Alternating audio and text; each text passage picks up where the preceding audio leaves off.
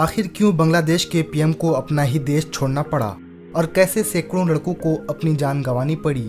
और बांग्लादेश की पुलिस और आर्मी स्टूडेंट्स के पीछे पड़ी हुई थी।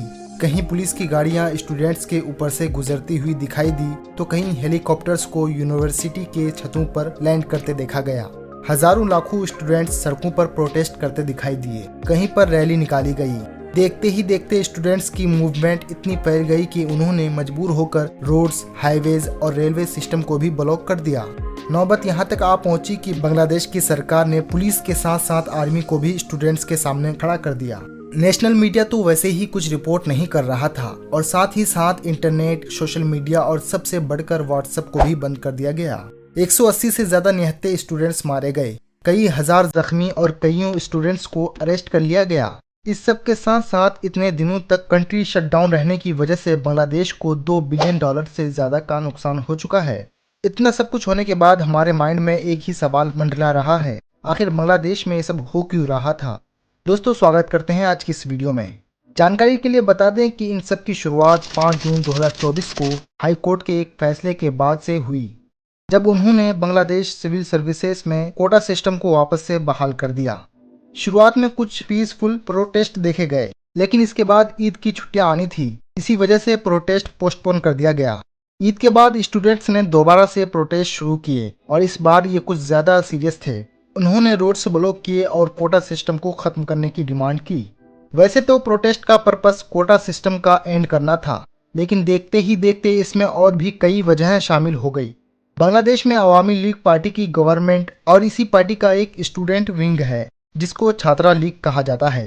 छात्रा लीग के मेंबर्स ने प्रोटेस्ट करने वाले स्टूडेंट्स पर कई जगह पर हमले किए और वो भी पुलिस की सपोर्ट से। इस मामले पर स्टूडेंट्स जो पहले सिर्फ कोटा सिस्टम के खिलाफ प्रोटेस्ट कर रहे थे, उनमें गुस्से की एक लहर दौड़ गई। साथ ही साथ कई जगह पर आर्मी ने यूएन की गाड़ियों को प्रोटेस्ट के खिलाफ इस्तेमाल किया, जिससे ये समझा गया कि शायद यूनाइटेड नेशंस भी इन सब में शामिल है। जब ये खबर इंटरनेशनल मीडिया पर चली तो पूरी दुनिया में यूनाइटेड नेशंस का एक बुरा इंप्रेशन गया और यूएन ने बांग्लादेश से ऐसा करने की वजह तलब की। पता चला कि कुछ गाड़ियां यूएन मिशन को रेंट की गई थी, लेकिन उन पर से लोगों को नहीं हटाया गया था। अभी प्रोटेस्ट का गुस्सा थमा ही नहीं था कि 14 जुलाई 2024 को बांग्लादेश की प्राइम मिनिस्टर शेख हसीना ने कुछ रिमार्क्स दिए, जिसने मामले को और ज्यादा गंभीर बना दिया। उनका कहना था कि फ्रीडम फाइटर्स को अगर जॉब्स में कोटा नहीं दिया जाएगा तो क्या रजाकार को दिया जाएगा।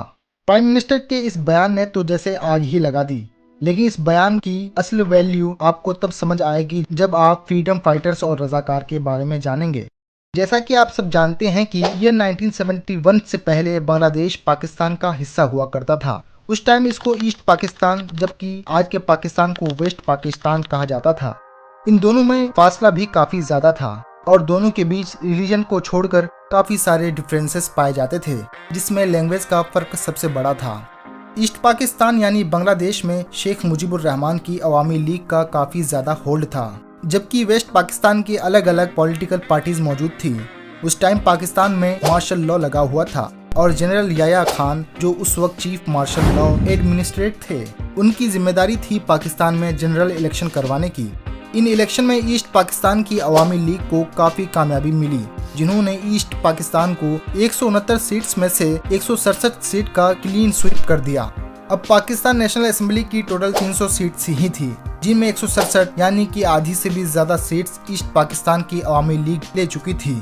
इन इलेक्शंस में ईस्ट पाकिस्तान की अवामी लीग को काफी कामयाबी मिली, जिसका मतलब था कि Awami league national assembly of Pakistan में अपनी गवर्नमेंट आसानी से बना सकती थी। पर उस वक्त की मिलिट्री लीडरशिप ऐसा नहीं चाहती थी, जिसके चलते ईस्ट पाकिस्तान में सिविल डिसओबीडियंस की तहरीक चल पड़ी। 7 मार्च 1971 को शेख मुजीबुर रहमान ने अपनी स्पीच में पाकिस्तान से बंटवारा करने का इशारा दे दिया और 23 मार्च को पहला बांग्लादेशी फ्लैग ईस्ट पाकिस्तान के बहुत सारे घरों पर लहराया गया। इसका परिणाम ये निकला कि बांग्लादेश में एक मिलिट्री ऑपरेशन लॉन्च किया गया, जिसका मकसद बांग्लादेश को पाकिस्तान से अलग होने से रोकना था। बांग्लादेश की आज़ादी की ये जंग अगले 9 महीने तक चलती रही, जिसमें बांग्लादेश में मिलिट्री की कुछ यूनिट्स ने पाकिस्तान से अलग होकर आज़ादी पाने के लिए अपनी अलग फोर्स बना ली, जिसको बांग्लादेश फोर्सेस, मुक्ति वाहिनी या फिर फ्रीडम फाइटर्स भी कहा जाता है। दूसरी तरफ बांग्लादेश में ही मौजूद वो ग्रुप जो ईस्ट पाकिस्तान को सपोर्ट करता था, उनको रजाकार कहा जाता है। इस जंग की आखिरी 2 हफ्तों में बांग्लादेश को इंडिया की सपोर्ट भी हासिल हो गई थी और यूं बांग्लादेश पाकिस्तान से अलग होकर अलग कंट्री बन गया। अब क्योंकि फ्रीडम फाइटर्स की मदद से ही बांग्लादेश आज़ाद हुआ था, तभी शेख मुजीबुर रहमान जो कि बांग्लादेश के प्रेसिडेंट बन चुके थे, उन्होंने बांग्लादेश सिविल सर्विसेज में फ्रीडम फाइटर्स का अलग से 30% कोटा रख दिया। 1997 में यानी कि लिबरेशन वार के 26 सालों के बाद बांग्लादेश में सिविल सर्विसेज में फ्रीडम फाइटर्स की रिक्वायरमेंट काफी कम हो गई, जिसके चलते गवर्नमेंट ने ये कोटा सिर्फ फ्रीडम फाइटर्स नहीं बल्कि उनके बच्चों के लिए भी बढ़ा दिया और फिर 2010 में फ्रीडम फाइटर्स का कोटा उनके पोते पोतियों के लिए भी एलिजिबल कर दिया गया। लेकिन इसके बावजूद भी सिर्फ 10% फ्रीडम फाइटर्स की नस्ल ये कोटा ले रही थी और बाकी का कोटा बर्बाद हो जाता। पूरे देश में जो लोग मेरिट पर मेहनत करके सिविल सर्विसेज की जॉब हासिल करना चाहते थे, उनका कोटा 44% था और वो भी कम पड़ने लगा। तो ये चीज स्टूडेंट्स को काफी खराब लगी कि हम इतनी मेहनत करने के बाद भी मेरिट के 44% कोटा में भी नहीं आ सकते, जबकि फ्रीडम फाइटर्स का खानदान कुछ न करके भी आसानी से गवर्नमेंट जॉब हासिल कर सकता है। 8 मार्च 2018 को बांग्लादेश हाई कोर्ट में कोटा सिस्टम के खिलाफ एक पिटीशन फाइल हुई, जिसको कोर्ट ने रिजेक्ट कर दिया। उस वक्त प्राइम मिनिस्टर शेख हसीना ने कहा कि वो पर्सनली फ्रीडम फाइटर्स के खानदान के लिए कोटा रखना चाहती है, जिस पर स्टूडेंट्स ने कोटा सिस्टम के खिलाफ भरपूर प्रोटेस्ट किए।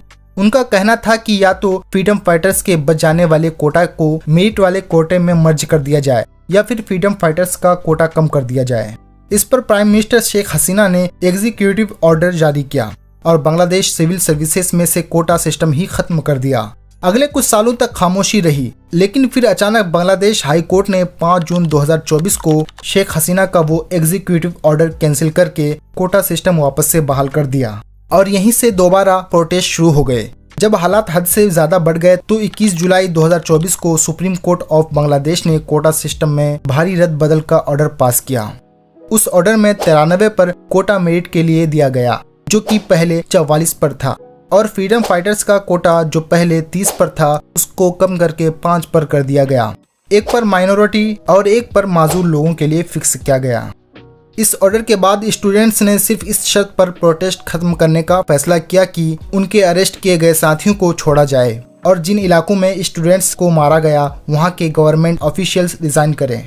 फिर 4 अगस्त को फाइनल प्रोटेस्ट हुआ, जिसमें 92 स्टूडेंट्स को पुलिस के थ्रू गोली मार दी जाती है, जिससे कि स्टूडेंट्स बदले के लिए शेख हसीना के घर पर जा पहुंचते हैं और इसी वजह से बांग्लादेश की पीएम शेख हसीना को रिजाइन देना पड़ा और साथ ही साथ 6 अगस्त 2024 को देश छोड़कर जाना पड़ा। दोस्तों, बांग्लादेश का फ्यूचर कैसा होने वाला है ये कहा नहीं जा सकता। आपकी क्या राय है हमें कमेंट सेक्शन में जरूर बताइएगा। उम्मीद है आप वीडियो को लाइक करेंगे, शेयर करेंगे। मिलते एक नई वीडियो के साथ।